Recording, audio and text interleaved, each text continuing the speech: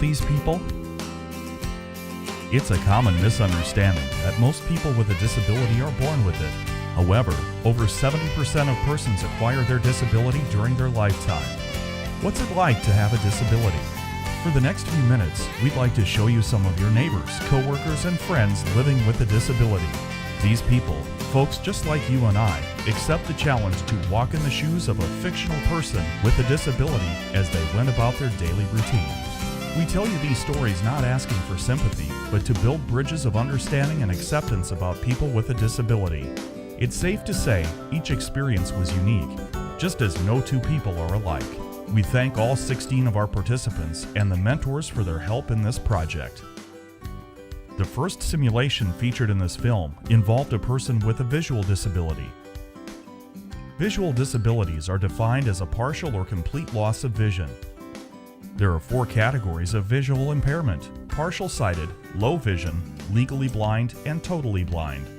Visual impairment is the loss of vision, which may be caused by an eye disorder such as cataracts, infection, congenital disorders, macular degeneration, glaucoma, albinism, and diabetic retinopathy.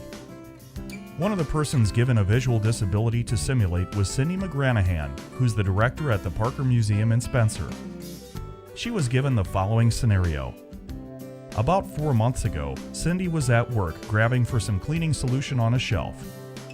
The container slipped out of her hands and some of the chemical splashed into Cindy's eyes. Workman's Comp is paying her medical bills, which included a surgery to remove scar tissue caused by the chemical burn. Her short-term disability policy is covering her living expenses while she waits for the Workman's Comp cash benefits to kick in. The Department of the Blind has taught her some skills, like using the white cane, which has been helpful navigating her world where she sees mostly shadows and shapes. In this clip, she meets her friends at the Main Street Cafe and then goes to the Spencer Public Library for some audio books and to get more information about resources from the Department for the Blind. Thank you very much for your assistance. Now to the right on the door is a button to push for your door to open. The second simulation featured a communication disability, which is described as speech and language disorders that range from simple sound substitution to the inability to understand or use language. Examples include aphasia, which is a loss of the ability to produce or comprehend language, dysnomia, which affects a person's ability to retrieve the right word when talking, and any other kind of expressive and receptive language challenges.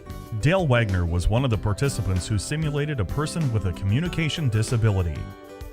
Dale teaches geography at the Spencer Middle School in Spencer. In his scenario, he has developed a benign tumor in his larynx, which was recently removed 8 weeks ago. Because his surgeon and speech therapist recommended no talking to reduce stress to his vocal cords, he can only speak in a very soft whisper. His insurance company has authorized the use of a Dynavox machine for the next few weeks to help him communicate. He wants to get out of the house, and since he hasn't been cleared to drive by his surgeon, he calls the local cab, who takes him to SMU to pick up some energy conservation kits and to enroll in the Trade-A-Light program. I need an energy saver kit, please. From there, he walks over to Sherwin-Williams to get some paint samples. I need help. Help with what? And how old's the house? Then you want to go latex. Can you call me a cab, please? Because his niece and nephew are coming to visit for the weekend, he takes the cab to the Spencer Aquatic Center to pick up 2 swimming passes. As you can see, he decided to get something to drink and enjoy a little time out in the sun. The final disability featured was mobility, which involves a reduced function of legs and feet, which leads to users depending on a wheelchair or artificial aid for walking. In addition to people who are born with a disability, this group includes a large number of people whose condition is caused by age or accidents. Because people may have more than one disability to adapt to, our last participant featured a mobility as well as a visual disability. Rachel Vanderheide is the owner and manager of the Pizza Ranch in Spencer. In this simulation, she was born with cerebral palsy, which has affected her balance and coordination.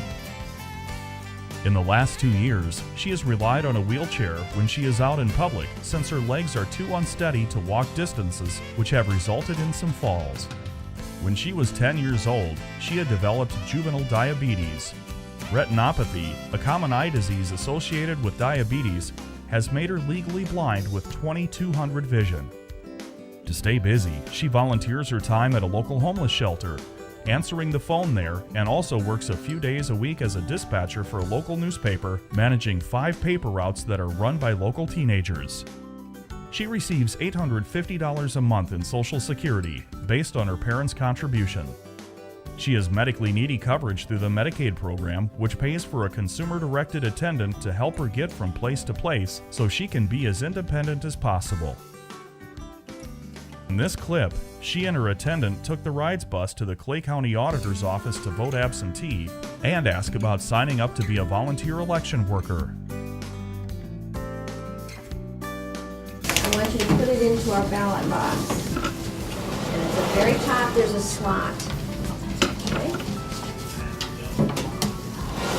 Thank you for voting. Thank you. She also gets the necessary application to apply for a property tax credit for the home she lives in that her parents helped her buy through the trust they established for her. Of course, there are other disabilities besides these 3 categories. People can have a brain injury, hearing impairments, intellectual impairments, and psychiatric disabilities. Each person who experiences a disability needs a combination of courage, creativity, and flexibility, as well as a great sense of humor, as our participants all found out. Many of the participants shared they had assumptions of what it might be like to have a disability. They were amazed to the extent that a person has to give plenty of thought and planning to do the littlest of tasks, how dependent they were on other people for help, especially if they couldn't drive, and how isolated they felt sometimes. There were the lessons about folding bills and feeling the different shapes of coins they couldn't see as they purchased items. They also found out where every bump in the sidewalk, every door that was heavy to open, and store aisles that were hard to navigate in. They also found caring people in our community who wanted to help them when they asked for it, and were there with a smile and an encouraging word. With the anniversary of the Americans with Disabilities Act, ADA of 1990, we are reminded that federal law assures persons with disabilities have rights that remove barriers to access services in their communities. From seeking employment to prohibiting discrimination by all public entities at the local and state level, the ADA also prevents discrimination from full and equal employment of the goods, services, facilities of any place of public accommodation. The ADA requires all telecommunications companies in the U.S. to take measures to ensure those who are deaf or hard of hearing or with speech impairments have services that function the same. Lastly, the ADA protects individuals who exercise their rights from retaliation or coercion, including threats, intimidation, or interference. www.ada.gov is a great place to find out more information about the ADA. The goal of the Americans with Disabilities Act is inclusion, of being a part of what everyone else does, and being welcomed and embraced as a member who belongs. Inclusion can occur in churches, stores, work, schools, and in recreation. In order to have inclusion happen, we have to get past some of the myths about people with disabilities. The myth that people with disabilities are fragile and unhealthy is corrected by the fact that they must maintain a high level of health just like everyone else. That comes from eating healthy, exercising, and following their doctor's recommendations like the rest of us do. The myth that persons with disabilities are emotionally fragile and need protection from the harsh realities of life is replaced by the truth that persons with disabilities are constantly adjusting on a daily basis to difficulties that most people face only in a crisis. That is, they make the adjustments. The myth that persons with disabilities are taken care of quite comfortably by government social services is far from the truth. The majority of people with disabilities live on fixed incomes that are well below poverty lines. Their lifestyles are typically a constant struggle just to make ends meet. As we learn more, everyone can contribute to change in attitudes about disabilities. You can help remove barriers by understanding the need for accessible parking and leaving it to those who need it. Encouraging participation of people with disabilities in community activities by using accessible meeting and event sites. Understanding children's curiosity about disabilities and people who have them. advocating a barrier-free environment, speaking up when negative words or phrases are used about disability, accepting people with disabilities as individuals capable of the same needs and feelings as yourself, and hiring qualified disabled persons whenever possible. Here are some tips to remember to help us understand the needs of people with disabilities. When talking with a person with a disability, speak directly to that person rather than through a companion or sign language interpreter. To get the attention of a person who is deaf, tap the person on the shoulder or wave your hand. When speaking with a person who uses a wheelchair or a person who uses crutches, place yourself at eye level in front of the person. When introduced to a person with a disability, it's appropriate to offer to shake hands. People with limited hand use or who wear an artificial limb can usually shake hands, and shaking hands with a left hand is an acceptable greeting. When meeting a person who is visually impaired, always identify yourself and others who may be with you. When conversing in a group, remember to identify the person to whom you are speaking. Listen attentively when you're talking with a person who has difficulty speaking. Be patient and wait for the person to finish rather than correcting or speaking for the person. If you offer assistance, wait until the offer is accepted, then listen or ask for instructions. Leaning on or hanging on to a person's wheelchair is similar to leaning on or hanging on to a person and is generally considered annoying. The chair is part of the personal body space of the person who uses it. With all of these suggestions, it's most important to just relax and treat people with disabilities in the same manner you like to be treated. Don't be embarrassed if you happen to use accepted common expressions such as "see you later" with a person with a visual disability, or "did you hear about that" with a person with a hearing impairment. If you're unsure what to do when you're with a person with a disability, don't be afraid to ask questions. They'll find a way to let you know what they need. We hope we've given you a better understanding of what it's like to be a person with a disability. When you make accommodations for a person with a disability, it's been said that you level the playing field. As you've seen from these disability simulations, we're all on the first team in this game of life. People with disabilities aren't sitting on the sidelines.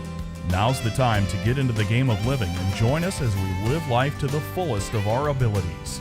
People with disabilities are just like you and I. In fact, they are you and I. The Americans with Disabilities Act, as you've seen, can be summed up with these 3 words: don't diss my ability.